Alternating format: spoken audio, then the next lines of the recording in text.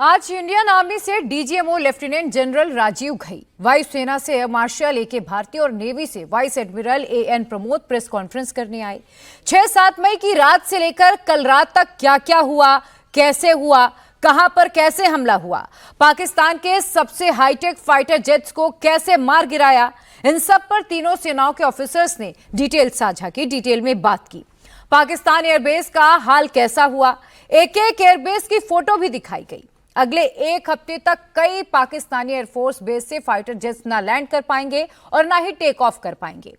एक बात पाकिस्तान भी अच्छे से समझ चुका है कि इंडिया से वो सीधे नहीं लड़ सकता, जितना डरेगा उतना वो बचकर रहेगा। ब्रह्मोस दुनिया के सबसे तेज सुपरसोनिक क्रूज मिसाइल में से एक है। ब्रह्मोस सिर्फ एक हथियार नहीं है, बल्कि यह अपने आप में एक मैसेज है। ब्रह्मोस मिसाइल क्या होती है, अभी आपने ऑपरेशन सिंदूर के अंदर इस मिसाइल के पराक्रम की एक झलक देखी होगी, और नहीं देखी होगी तो कम से कम पाकिस्तान वालों से पूछ लेना चाहिए कि ब्रह्मोस मिसाइल की ताकत क्या है। हमने केवल सीमा से सटे सैन्य ठिकानों पर ही नहीं कार्रवाई की, बल्कि भारत की सेनाओं की धमक उस रावलपिंडी तक सुनी गई, जहां पाकिस्तानी फौज का हेडक्वार्टर मौजूद है। आतंकवाद को जब तक हम पूरी तरह कुचलेंगे नहीं, तब तक समस्या का समाधान होगा भी नहीं। आतंकवाद कुत्ते की पूंछ है जो कभी सीधी होने वाली नहीं, जो प्यार की भाषा मानने वाली नहीं है। भारत माता के मस्तक पर हमला करके कई परिवारों के सिंदूर मिटाए थे, उन्हें भारतीय सेना ने ऑपरेशन सिंदूर के माध्यम से इंसाफ दिलाने का काम किया है। ऑपरेशन सिंदूर सक्सेसफुल। ये पाकिस्तान में आतंकी ठिकानों की तस्वीरें हैं, जिनकी तकदीर 7 मई के बाद हमेशा के लिए बदल दी गई। ये पाकिस्तानी एयरबेस है, 10 मई के बाद इनकी कहानी भी बदल दी गई। अब 18 मई तक यहां से प्लेन नहीं उड़ेंगे। ऑपरेशन सिंदूर ने पाकिस्तान की आतंक फैक्ट्री और पाकिस्तानी सेना की कैपेबिलिटी दोनों हमेशा के लिए बदल दी। 7 मई से 10 मई के बीच ऑपरेशन सिंदूर ने दुनिया को बता दिया कि हिंदुस्तान क्या कर सकता है, कहां तक वार कर सकता है। ऑपरेशन सिंदूर खत्म नहीं हुआ है, ऑपरेशन सिंदूर जारी है। जब तक हाफिज सईद जिंदा है, जब तक मसूद अजहर जिंदा है, जब तक पीओके में आतंकी अड्डे जिंदा है, जब तक पाकिस्तान में आतंकवाद जिंदा है, तब तक ऑपरेशन सिंदूर जारी रहेगा। आतंकवाद के खात्मे के बाद ही खत्म होगा ऑपरेशन सिंदूर। ऑपरेशन सिंदूर ने हिंदुस्तान को देखने का नजरिया बदल दिया है। सर्जिकल स्ट्राइक और एयर स्ट्राइक में भारत ने कम वक्त में मैक्सिमम डैमेज किया था। सर्जिकल स्ट्राइक में इंडियन आर्मी में पीओके में टेरर कैंप का खात्मा किया था। बालाकोट एयर स्ट्राइक में इंडियन एयरफोर्स ने पाकिस्तान के अंदर वार किया था। 6-7 मई की रात को हिंदुस्तान ने एक साथ पीओके में अटैक किया, इंटरनेशनल बॉर्डर पार करके हमला किया। मुजफ्फराबाद से लेकर मुरीदके तक, बहावलपुर से लेकर भिंबर तक अटैक ड्रोन का इस्तेमाल किया। पाकिस्तान में आतंकवाद की सेकंड कमांड ऑफ चेन को खत्म कर दिया। लश्कर तैयबा के मुरीद के कैंप का चीफ अबू जुंदाल, बहावलपुर के मरकज सुभान अल्लाह का इंचार्ज हाफिज मोहम्मद जमीर, मोहम्मद यूसुफ अजहर, मसूद अजहर का साला जो जैश के हथियारों की ट्रेनिंग का काम संभालता था, खालिद उर्फ अबू अक्शा जिसका काम था लश्कर के लिए अफगानिस्तान के रास्ते हथियार लाना, मोहम्मद हसन खान, मुफ्ती असगर खान कश्मीरी का बेटा जो पीओके में जैश का ऑपरेशनल कमांडर था। ये ड्रोन फुटेज मसूद अजहर के आतंकी हेडक्वार्टर पर मिसाइल अटैक के अगले दिन की हैं। दिन की तस्वीर में सब कुछ एकदम साफ साफ है। देखिए, मरकज सुभान अल्लाह इमारत पूरी तरह ठीक ठाक खड़ी है। छत पर एक बड़ा सा छेद है, बाकी कहीं पर कुछ टूटा फूटा नहीं है। अब मरकज सुभान अल्लाह के अंदर देखिए, फर्श में एक छेद है। भारत ने टारगेट पर कितना सटीक वार किया था। बहावलपुर में भारत ने सबसे घातक हथियार से वार किया था। यह घातक हथियार ब्रह्मोस भी हो सकता है, क्योंकि पाकिस्तानी सेना को पता नहीं चला कब कहां से मिसाइल आई, कब हमला किया, सब कुछ बर्बाद कर दिया। कि ब्रह्मोस दुनिया के सबसे तेज सुपरसोनिक क्रूज मिसाइल्स में से एक है। ब्रह्मोस सिर्फ एक हथियार नहीं है, बल्कि यह अपने आप में एक मैसेज है। मैसेज हमारी आर्म्ड फोर्सेस के स्ट्रेंथ का है। मैसेज दुश्मन के प्रति हमारी डेटरेंस का है, प्रतिरोधक क्षमता का है। मैसेज हमारी बॉर्डर्स की सेफ गार्डिंग के हमारी प्रतिबद्धता का है।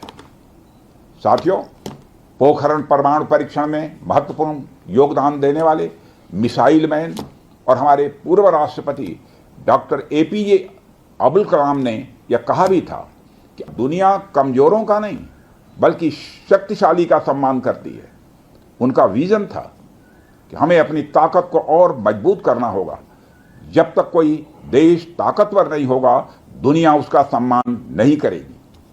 आज भारत दुनिया के सबसे शक्तिशाली राष्ट्रों में से एक है।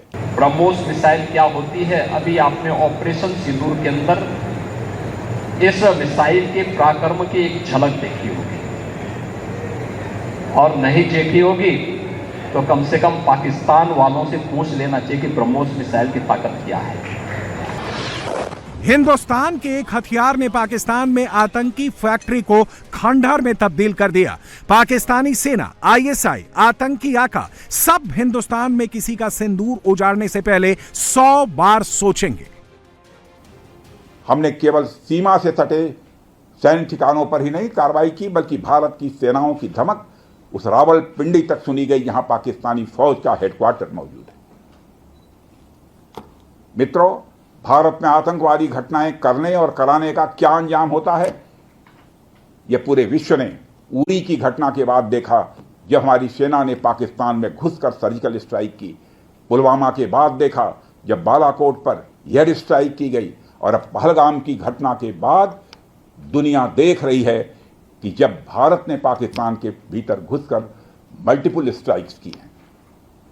आतंकवाद के खिलाफ जीरो टॉलरेंस की नीति पर चलते हुए हमारे यशस्वी प्रधानमंत्री श्री नरेंद्र मोदी ने स्पष्ट कर दिया है कि यह नया भारत है जो आतंक के खिलाफ सरहद के इस पार और उस पार दोनों तरफ प्रभावी कार्रवाई करेगा। यह हमारे प्रधानमंत्री जी ने स्पष्ट रूप से यह संदेश दे दिया।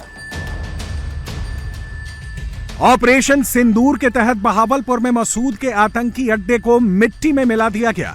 मुरीदके में हाफिज के अड्डे को मिट्टी में मिला दिया गया। POK में आतंकी अड्डों को मिट्टी में मिला दिया गया। जैसा प्रधानमंत्री नरेंद्र मोदी ने कहा, बिल्कुल वैसा ही हुआ। जिन्होंने ये हमला किया है, उन आतंकियों को और इस हमले की साजिश रचने वालों को उनकी कल्पना से भी बड़ी सजा मिलेगी।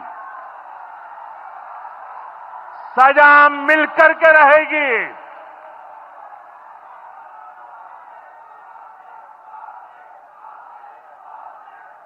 अब आतंकियों की बची खुची जमीन को भी मिट्टी में मिलाने का समय आ गया है। हिंदुस्तान और पाकिस्तान के बीच गोलीबारी रुक चुकी है। पाकिस्तान ने भारत से हमला रोकने की गुजारिश की थी। इस गुजारिश को वक्त दिया गया है, लेकिन ऑपरेशन सिंदूर बंद नहीं हुआ है। अभी पाकिस्तान को माफ नहीं किया है। अभी पाकिस्तान सिर्फ मोहलत पर है। इसकी सबसे बड़ी सबूत ये तस्वीरें हैं। CDS Anil Chauhan combat uniform में हैं, आर्मी चीफ कॉम्बैट यूनिफॉर्म में है, एयरफोर्स और नेवी के चीफ भी ऑपरेशन मोड वाली यूनिफॉर्म में है। 48 घंटे के अंदर प्रधानमंत्री मोदी ने 3 बार सेना के तीनों चीफ के साथ मीटिंग की। इसके बाद जो हुआ उसने पाकिस्तानी जनरल आसिम मुनीर के होश जरूर उड़ा दिए होंगे। पहली तस्वीर में Indian army chief general Upendra Dwivedi हैं। उनके ठीक बगल में vice COS lieutenant general NS राजा सुब्रमणी हैं, और यह मीटिंग जिसके साथ हो रही है वो वेस्टर्न कमांड के head lieutenant general Manoj Katiyar हैं। फोटो में नीचे साउथ वेस्टर्न कमांड के head lieutenant general Manjinder Singh हैं। उनके ठीक बगल में साउथ कमांड के हेड लेफ्टिनेंट जनरल धीरज सेठ हैं। सबसे साइड में नॉर्दर्न कमांड के हेड लेफ्टिनेंट जनरल प्रतीक वर्मा है। यह कमांड सेंटर की मीटिंग है। हर किसी को क्लियर निर्देश दे चुके हैं, पाकिस्तान अगर सीज फायर तोड़ता है तो उसकी कमर तोड़ दो। इस मीटिंग की अहमियत समझिए। Northern command, western command, south western command, south command, इन सारी कमांड्स के पास पाकिस्तान से निपटने की जिम्मेदारी है। एलओसी से लेकर इंटरनेशनल बॉर्डर के अलग अलग हिस्से पर इन कमांड का कंट्रोल है। पाकिस्तान को जवाब देने के लिए खुली छूट मिल चुकी है, क्योंकि बड़े एक्शन के लिए चीफ ऑफ आर्मी से परमिशन लेने की जरूरत नहीं है। And our firm and clear intent to respond to these fiercely and punitively, if repeated tonight, subsequently, or later. In this regard, I must inform all of you that the Chief of Army Staff has earlier today conducted a security review and has granted full authority to our Army commanders for counter actions in the kinetic domain in case of any violation by Pakistan. Hindustan का target कभी भी आम पाकिस्तानी नहीं थे, पाकिस्तान के military centre नहीं थे। Operation सिंदूर का मेन मोटिव आतंकवाद की सोच को खत्म करना था, जो खत्म होता आतंकवादी आकाओं के साथ। इसलिए इंडियन फोर्सेस ने वहां पर स्ट्राइक की। 7 मई को भारतीय सेना ने पाकिस्तानी सेना को ऑपरेशन सिंदूर की जानकारी दी। पाकिस्तानी सेना को बताया कि एक्शन आतंकवाद पर है, आतंकवाद पर चोट हुई है। तो दर्द सबसे ज्यादा आसिम मुनीर को हुआ। पाकिस्तानी सेना छटपटा उठी। इंडिया ने पाकिस्तानी सेना को वार्निंग दी थी, जंग आतंकवाद के साथ है, लश्कर और जैश के साथ है। सबक हाफिज और मसूद अजहर को सिखाना है। अगर इस लिस्ट में मुनीर अपना नाम जोड़ेगा तो फिर पाकिस्तान को बहुत कुछ भुगतना पड़ेगा। ऑपरेशन सिंदूर के जवाब में पाकिस्तान ने इंडिया के कई शहरों पर ड्रोन से हमला किया। भारतीय सेना को पता था पाकिस्तानी सेना की साख दांव पर है। मुनीर चुप बैठेगा तो गद्दी से उतार दिया जाएगा। जैसा सोचा था पाकिस्तान ने बिल्कुल वैसा ही किया। उसने जैसे मुनासिब समझा वो कार्रवाई करी। तो आपने देखा कि ये जो एक्टिविटीज चल रही हैं 3-4 दिन से, ये कोई वॉर से कम नहीं है। नॉर्मल सर्कमस्टांसेस में एक दूसरे देश की एयरफोर्सेस हवा में नहीं उड़ती हैं और एक दूसरे के ऊपर स्ट्राइक्स नहीं करती हैं। हर रात इंट्रूजन्स नहीं होते हैं। लाइन ऑफ कंट्रोल पर सीज फायर वायोलेशंस, आपके एक साथी ने सवाल पूछा था शुरू में, एक सीज फायर अंडरस्टैंडिंग था, वो भी जा चुका है। उस सीज फायर अंडरस्टैंडिंग के जाते जो फायरिंग हो रही है लाइन ऑफ कंट्रोल में, उसमें घुसपैठ की कोशिश हो रही है। आमतौर पर ये घुसपैठ लाइन ऑफ कंट्रोल में टेररिस्ट करते हैं, लेकिन हमें इंफॉर्मेशन है कि हो सकता है ये पाकिस्तान आर्मी की टोलियां भी हों जो हमारे पोस्ट के ऊपर खामी पहुंचाने की कोशिश कर रही हैं। तो ये सारी एक्टिविटीज तो वॉर में शामिल हैं। तो ये कहना मुश्किल है कि आगे क्या होगा, वो स्पेक्यूलेटिव जोन में आ जाता है और मैं स्पेक्यूलेट नहीं करना चाहता हूं। हर एक सिचुएशन अलग होती है और उससे एक तरीके से डील किया जाता है। मुनीर को लगा था कि ऑपरेशन सिंदूर पूरा हो गया है, हिंदुस्तान ड्रोन का बदला नहीं लेगा, बात को जाने देगा। लेकिन जहां जहां से पाकिस्तान ने ड्रोन भेजे थे वहां वहां पर इंडिया ने हमला किया। लाहौर में इंडियन ड्रोन पहुंचे, रावलपिंडी में ड्रोन ने धमक दी, पेशावर में ड्रोन ने छिताया। पाकिस्तान ने एलओसी और इंटरनेशनल बॉर्डर पर गोलाबारी शुरू की। इसके जवाब में जो हुआ वो पाकिस्तानी सेना कभी नहीं भूल पाएगी। इंडियन आर्मी के जवाब में 40 पाकिस्तानी जवान मारे गए। पाकिस्तान के पास अब भी वक्त था, रुक जाए, संभल जाए। लेकिन पाकिस्तानी सेना जितनी मार खा रही थी, पाकिस्तानी सेना उतनी ही तड़प रही थी। पाकिस्तान ने वो लाइन क्रॉस कर दी जो उसको नहीं करनी चाहिए थी। पाकिस्तानी सेना ने वो हथियार दागे जो उसको नहीं चलाने चाहिए थे। पाकिस्तान ने जंग की तरफ एक कदम बढ़ाया। जब पलटवार हुआ तो पाकिस्तान 4 कदम पीछे भागा। किसी भी जंग में सबसे पहले एयरफोर्स दुश्मन की जमीन पर वार करती है। हिंदुस्तान ने पाकिस्तानी एयरफोर्स की कमर चंद घंटों में तोड़ दी। लाहौर धुआं धुआं हो गया, रावलपिंडी धुआं धुआं हो गया, सरगोधा धुआं धुआं हो गया। इस्लामाबाद में हड़कंप मच गया क्योंकि इंडियन आर्म्ड फोर्सेस ने वहां पर हमला किया जहां पर पाकिस्तान को सबसे ज्यादा दर्द होता है। ये पसरूर एयरबेस है। यहां पर पाकिस्तान का एयर डिफेंस रेडार सिस्टम लगा है। ये देखिए, पहले रेडार सिस्टम ऐसे लगता था। इंडियन मिसाइल के अटैक के बाद इसका हाल ऐसा हो गया। पसरूर एयरबेस का रेडार सिस्टम पूरी तरह से नष्ट हो गया। एक एयरफोर्स डिफेंस सिस्टम की कीमत करोड़ों में होती है। पाकिस्तान को एक स्ट्राइक से करोड़ों का नुकसान पहुंचा, साथ में पसरूर एयरबेस अंधा हो गया। यानी कौन सा प्लेन, कौन सी मिसाइल कहां से आएगी पता नहीं चलेगा। ये आरिफ वाला एयरबेस का रेडार सिस्टम है। इसके जरिए पाकिस्तान एयर एक्टिविटी पर नजर रखता है, लेकिन अब ये कहीं नजर नहीं आएगा। ये पाकिस्तान का सरगोधा एयरबेस है। इस एयरबेस की एयरफील्ड देखिए। अब यहां जल्दी कोई प्लेन टेक ऑफ नहीं कर पाएगा। ये रहीम यार खान एयरफील्ड है। यहां से Pakistani JF-10, F-16 fighter plane take off करते थे। फिलहाल यहां पर भी रोक लग गई क्योंकि एयरफील्ड उड़ा दी गई। ये नूर खान एयरबेस है। यहां पर पाकिस्तानी सेना का ऑपरेशन सेंटर है, लेकिन अब काम करना बंद कर दिया है। कई दिन तक यहां पर सन्नाटा रहेगा। यही हाल सकर एयरबेस का है।